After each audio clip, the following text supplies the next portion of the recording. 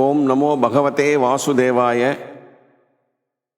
Sri Krishnaya Paramatmane Namaha.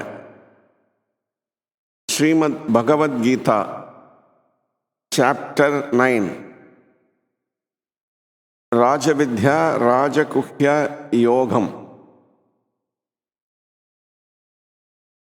Sri Bhagavan said, "To you who are devoid of the carping spirit, I shall now unfold the most secret knowledge of Nirguna Brahma, along with the knowledge of manifest divinity, knowing which you shall be free from the evil of worldly existence." This knowledge of both the Nirguna and Saguna aspects of divinity is a sovereign science, a sovereign secret, supremely holy, most excellent, directly enjoyable, attended with virtue, very easy to practice and imperishable. Arjuna, people having no faith in this dharma, failing to reach me, continue to revolve in the path of the world of birth and death. The whole of this universe is permeated by me as unmanifest divinity, and all beings rest on the idea within me. Therefore, really speaking, I am not present in them. Nay, all those beings abide not in me, but behold the wonderful power of my divine yoga. Though the sustainer and creator of beings, myself in reality dwells not in those beings. Just as the extensive air, which is moving everywhere, being born of ether, ever remains in ether. Likewise, know that all beings who have originated from my thought abide in me. Arjuna, during the final dissolution, all beings enter my Prakriti, the prime cause, and at the beginning of creation, I send them forth again. Wielding my nature, I release again and again, according to their respective karmas, all this multitude of beings subject to the influence of their own nature. Arjuna, those actions, however, do not bind me. Unattached as I am to such actions and standing apart as it were. Arjuna, with me as the supervisor, nature brings forth the whole creation consisting of both sentient and insentient beings. It is due to this cause that the wheel of samsara is going round. Not knowing my supreme nature, fools disregard me, the overlord of the entire creation, who have assumed the human form. This is to say, they take me who have appeared in human form through my Yogamaya for deliverance of the world as an ordinary mortal. Those bewildered persons with vain hopes, futile actions and fruitless knowledge have embraced a fiendish, demonical and delusive nature. On the other hand, Arjuna, great souls who have adopted the divine nature, knowing me as the prime source of all beings and the imperishable, eternal, worship me constantly with one-pointedness of mind.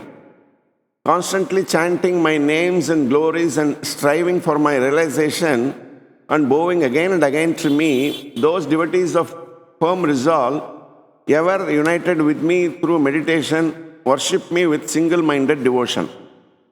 Others who follow the path of knowledge betake themselves to me through their offering of knowledge, worshipping me in my absolute formless aspect as one with themselves, while still others worship me in my universal form in many ways, taking me to the diverse celestial forms. I am the Vedic ritual. I am the sacrifice. I am the offering to the departed. I am the herbage and food grains. I am the sacred mantra. I am the clarified butter. I am the sacred fire. And I am verily the act of offering oblations into the fire.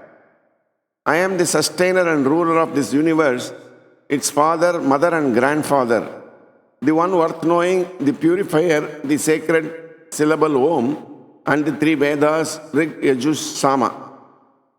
I am the supreme goal, sustainer, Lord, witness, abode, refuge, well-wisher seeking no return, origin and end, resting peace, storage, house to which all beings return at the time of universal destruction and the imperishable seed.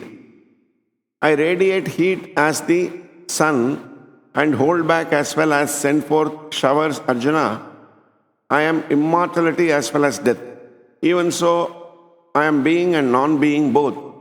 Those who perform action with some interested motive as laid down in these three Vedas and drink the sap of the Soma plant and have thus been purged of sin, worshipping me through sacrifices, seek access to heaven, attaining Indra's paradise as the result of their virtuous deeds. They enjoy the celestial pleasures of gods in heaven. Having enjoyed the extensive heaven world, they return to this world of mortals on the stock of their merits being exhausted. Thus, devoted to the ritual with interested motive recommended by the three Vedas as means of attaining heavenly bliss and seeking worldly enjoyments, they repeatedly come and go, ascend to heaven by virtue of their merits and return to earth when their fruit has been enjoyed. The devotees, however, who, loving no one else, constantly think of me and worship me in a disinterested spirit, to those ever united in thoughts with me, I bring full security and personally attend to their needs. Arjuna, even those devotees who, endowed with faith, worship other gods with some interested motive, worship me alone, though with a mistaken approach. For I am the enjoyer and also the Lord of all sacrifices. But they who do not know me in reality as the supreme deity, they fall, return to life on earth.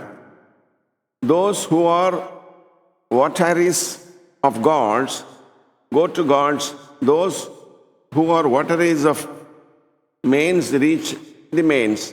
Those who adore the spirits reach the spirits, and those who worship me come to me alone.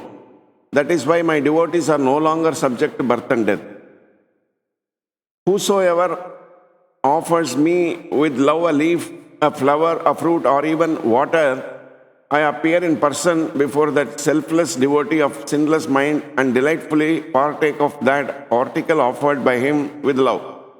Arjuna, whatever you do, whatever you eat, whatever you offer as oblation to the sacred fire, whatever you bestow as a gift, whatever you do by way of penance, offer it all to me. With your mind thus established in the yoga of renunciation, offering of all actions to me, you will be freed from the bondage of actions in the shape of goodwill and evil results. Thus, freed from them, you will attain me. I am equally present in all beings. There is none hateful or dear to me. They, however, who devoutly worship me, abide in me, and I too stand revealed in them. Even if the vilest sinner worships me with exclusive devotion, he should be accounted a saint, for he has rightly resolved. He is positive in his belief that there is nothing like devoted worship of God. Speedily he becomes virtuous and attains abiding peace.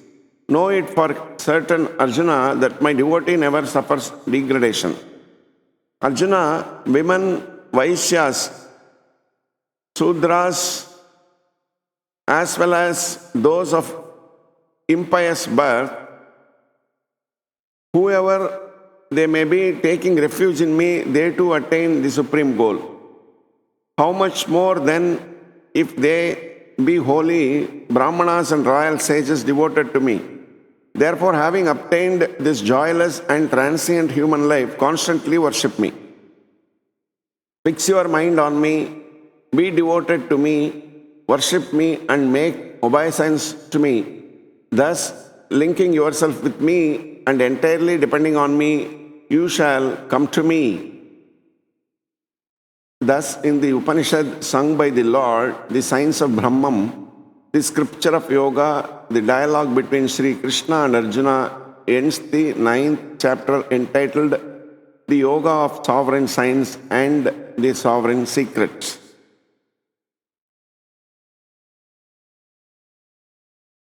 The glories of the 9th chapter of Bhagavat Gita from the Padma Purana. Lord Shiva said, "My dear Parvati, now I will relate to you the glories of the 9th chapter of Srimad Bhagavat Gita. There was a town of the name Mahismati on the bank of the Narmada river, where one Brahmana of the name Madhava lived. That Brahmana very strictly followed all the injunctions of the Vedas and possessed all the good qualities of the Brahmanical class.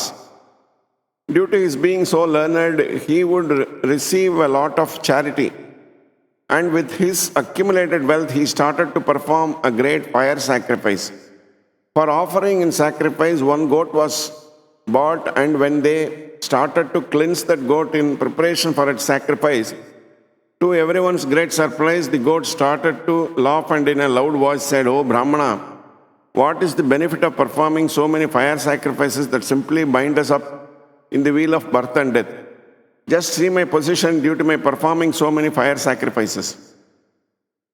When everyone gathered there heard the words of the goat, they became curious, and that Brahmana inquired with folded hands, "How did you become goat? In your previous life, which caste did you belong to, and what activities did you perform?"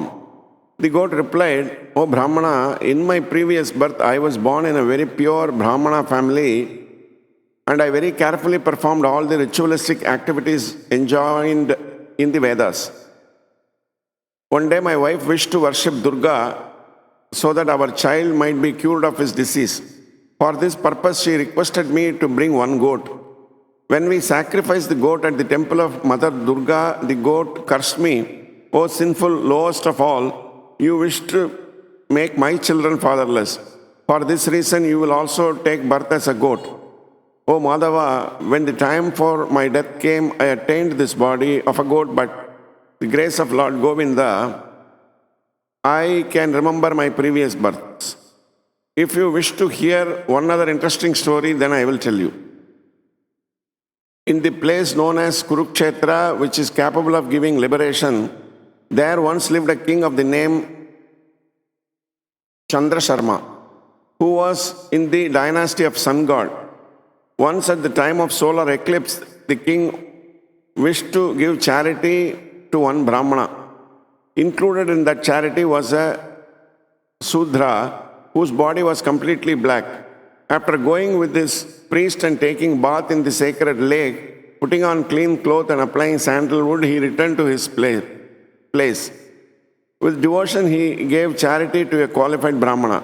After he had presented the charity, all of a sudden, from that black Sudra's heart, one very sinful Chandala, dog-eater, appeared, and after a little while, a female Chandala appeared from that black Sudra's body, and together they went close to the Brahmana. All of a sudden, they entered into the body of the Brahmana. That Brahmana remained undisturbed and started to chant the 9th chapter of Srimad Bhagavat Gita while remembering Lord Govinda. The king, witnessing all these activities, was stunned, unable to say anything. As soon as the words of the 9th chapter of Srimad Bhagavat Gita came on the lips of the Brahmana, the Vishnu Dutas appeared there and chased away those two Chandalas.